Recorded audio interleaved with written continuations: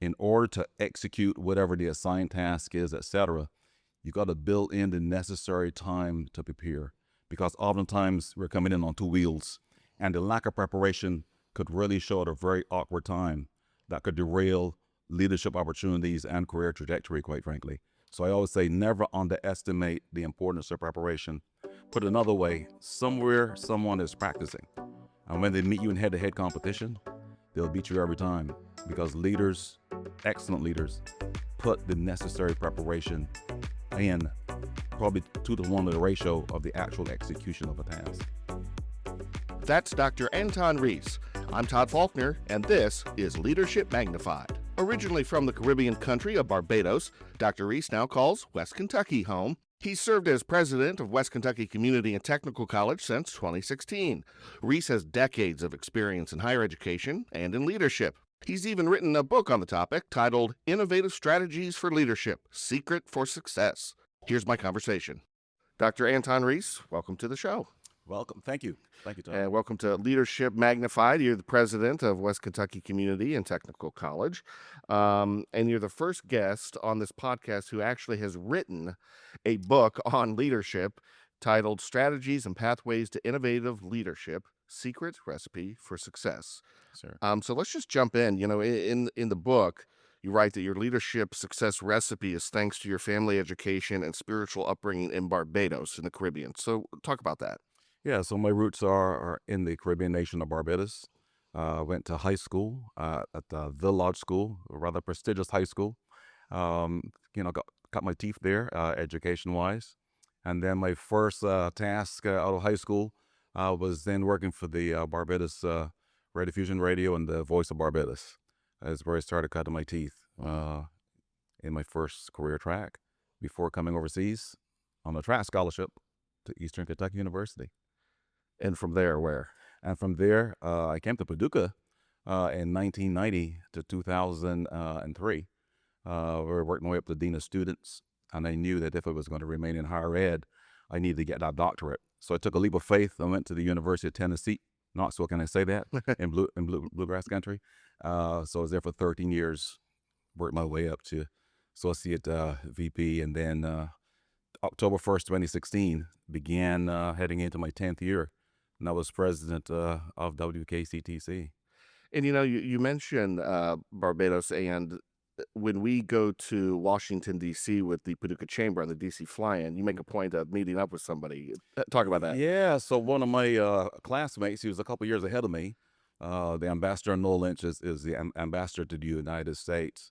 And so we have an embassy in D.C., and so I had the opportunity to bring him to actually speak before one of our chamber visits a couple years back.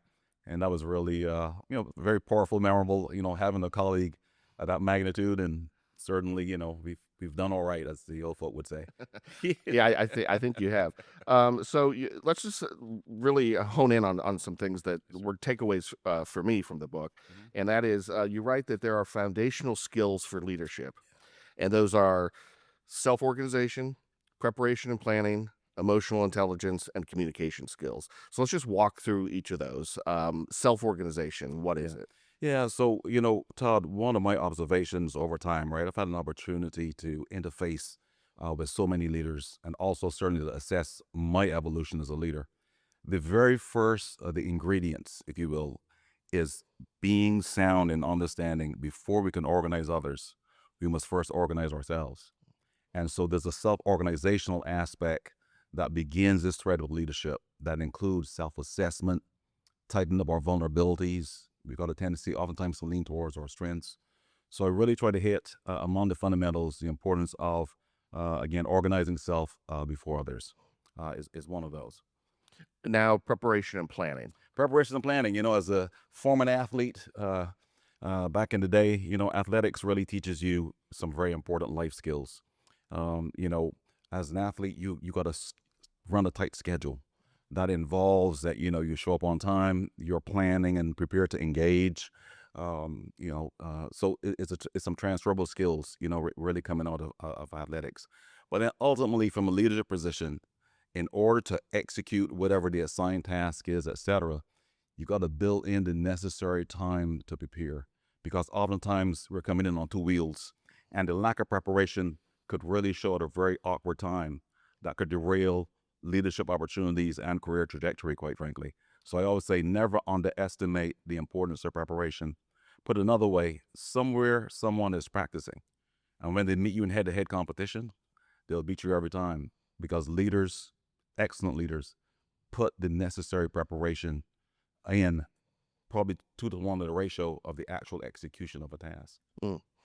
Emotional intelligence. Yeah, that's a big one. Yeah, That's a big well, one. that could be rather weighty. Yeah, man. It's in a nutshell, to me, it's about self-governance, right? When you read the arc of all the leadership gurus from Maxwell and Cynic and all the great ones, I like this one on emotional intelligence because it is not outward facing, it is inward facing. And this ability to be conscious of being, first and foremost, where you are emotionally, being present in the present, right? And being able to monitor, if you will, and assess your disposition because there's a lot coming at you from a leadership perspective on any given day, particularly dealing with people. And that emotional intelligence really is that self assessment. And I think there's a whole process in just intentional about being balanced, prepared, and ready to engage different personalities, different styles, different expectations. Yeah, when I was reading about emotional intelligence in your book, the way I approached it was, I talk with a lot of different people in the newsroom every day, and they see me as a newsroom leader. And I'll talk one way to one person Yes. differently than another. And I'm thinking to myself, how am I coming across to that individual? Would Yeah. you say that's emotional intelligence? That- Am I focusing on the right thing? that is absolutely a component of that, right? Because I think even Maxwell says, you can't, you got to customize to meet people where they are. And people are not at the same place on any sort of given sort of team. So, yes, how you engage, your preparation, your alertness, I think we all got moments where we go, gosh, what was I thinking, or in the moment. But I think really emotional intelligence, again, is that ability to be front of mind and centered. Is another word that I like to use as part of emotional intelligence. Let's be centered. Let's go to the last of these foundational skills as you describe them, and that's communication skills. Yeah. Communication, ultimately, from where I sit, is both the glue and the fuel that separates good leaders from great leaders, good organizations from others. I would even add as a caveat, timely communication is important. Communication, as we know, is both written and oral, but we live in a instant sort of society, and so words matter. And wrong day, wrong time, wrong elocution could create challenges, or you could create false hope. And so the consciousness of communication to me is a very, very, very important skill that removes the guesswork in terms of what's the targets for the day, what's the initiatives, what's the goals. You use fancy words like strategic planning and goal setting, ROIs. All that terminology still feeds back to the leader's ability to communicate purpose, mission at hand, and ultimately the successful execution. Do you think technology has hindered communication skills? And what I mean by that is, a text message, I could read the tone totally different than your intent. Even an email, I could read an email totally different than if you were to pick up the phone or come to my face. Do you think it's hindered communication skills? I believe it really has hindered communication. If for nothing else, it was the old adage about 70-80% of communication is nonverbal. Mhm. And so oftentimes in our text exchange, they're no the context is absent, right? So context before content. And you're right, right? The wrong word misinterpreted could mean very, very different things. And so yes, I believe that technology has hindered that. That's part one. The other part too, I must say, by way of how we communicate, the depth of how much we communicate has enormously shortened. I mean, there was a time where you had to really put thought into composing written letters, right? And you just watch in a matter of decades, you went from probably like 20 lines to a paragraph, and now it's emoticons, right? So yes, I think technology hinders to some extent. The age-old something about face-to-face communication Mhm. is important. Okay, I want to walk through something that you say is unavoidable, and I kind of chuckled when I got to chapter 3 at the title, which is handling criticism and challenges unavoidable. I mean, I don't, it doesn't matter what career you're in, you're going to face some criticism and challenges, especially with leaders who are trying to set the path, set the tone. So let's talk about how to approach criticism. Is a quote that I draw from the Bohemian minister, the late Miles Monroe, who said that the ultimate test of leadership is the ability to handle criticism. And the fact of the matter is that over time, from my experience, Todd, I've met some really promising, good leaders, good talent, good coworkers who do really good stuff till they're criticized.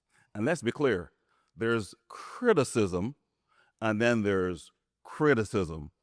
And I've noted that some of the great ones, they shut down. I mean, cancel Christmas. I mean, the thought for many, it's the first time they actually had constructive criticism, which is meant to really enhance, if you will.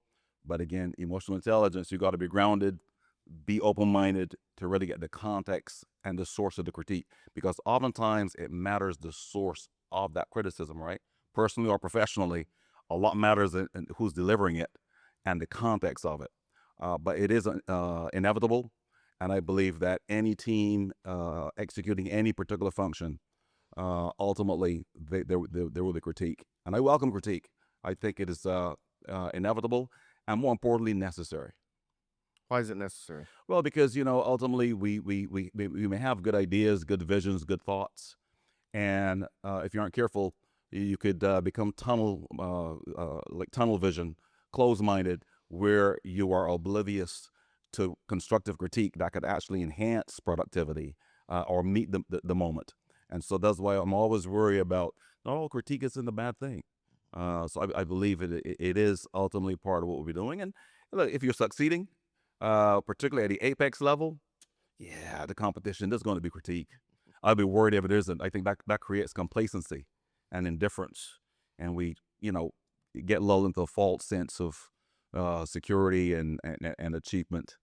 So I think critique is constructive. I think it's a necessary thing. In the book, you talk about leaders ending up in that position for various reasons, and you describe it as you will have to address a group that is often, and you use the word skeptical. And I thought that was an interesting choice of words.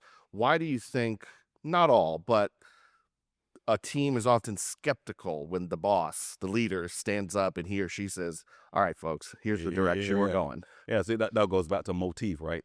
Oftentimes, you know, there's a school of thought that some leaders come in with a prescribed agenda, regardless of what's going on, or a specific set of marching orders that may not necessarily go in the direction that people would expect. Another school of thought is change, that ultimately leaders are change agents. And change means very different things to people depending on where they are within the arc of their career. And so, yeah, there is skepticism in terms of the agenda. There's also equal skepticism regarding that trust issue, right? It takes time to develop trust, man. It's a very elusive thing. And oftentimes, people start off a little weary until, however, proven to really earn that trust, to be able to minimize that skepticism. And then third, ultimately, do you show up as a leader ultimately and execute? So I think there's about 2 or 3 different parts to that observation. Okay. We try to keep these podcasts nice and tight so somebody can listen on their commute, maybe into work. So one more question on leadership, and then we'll have a little fun and end it. So I want you to describe what you talk about in the book as the 20/80 rule. What is Yeah. that? So it's similar to the normal curve. I argue that in most organizations, there are about 20% of that workforce. You could give them double the vacation, double the raise, extra time off, new offices. They will never be on board. They will never be happy. On the other side, you got 20% of your all-stars, the Todd Faulkner types, that just hitting out of the ballpark. Here's the leadership question, though. My math tells me that leaves 60% within an organization. So 60% are right here in the middle. The question is, within our respective organizations, which group has the most significant influence Is it the 20 that ultimately isn't going too far anytime soon, or the 20% all-stars? I put forth as a challenge to leaders, go back and look at your calendar. We spend a disproportionate amount of time with individuals who really aren't going anywhere fast or far, as opposed to really pouring in to the majority that is actually headed in the right direction. And so being able to come to some semblance of peace that you can achieve with 80% of your population, it's very rare you'll get 100%. Okay.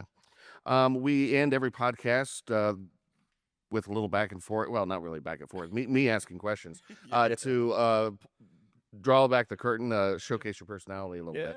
So we're going to end with questions that are mirrored from French journalist and interviewer Bernard Pivot. Don't overthink the answers.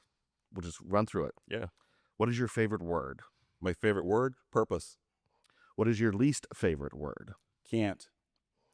What turns you on creatively, spiritually, emotionally? Assisting people. What turns you off? Negativity. What sound or noise do you love? The ocean. What sound or noise do you hate? Screaming. What profession other than your own would you like to attempt? I'm glad to my first career broadcasting news. What profession would you not like to do? I don't think I'm well cut out for surgery, the medical. That's not me. And final question, if heaven exists, what would you like to hear God say when you arrive at the pearly gates? Job well done / welcome in. All right, Dr. Anton Reece, thank you for being here. Thank you so much, Todd. Appreciate it. And that's it. Thanks for listening this week. If you liked it, tell a friend, share it on social media. Video and sound by Senior Executive Producer Morgan Regal. Editing by Brian Clapp. Until next week, stay safe, friends.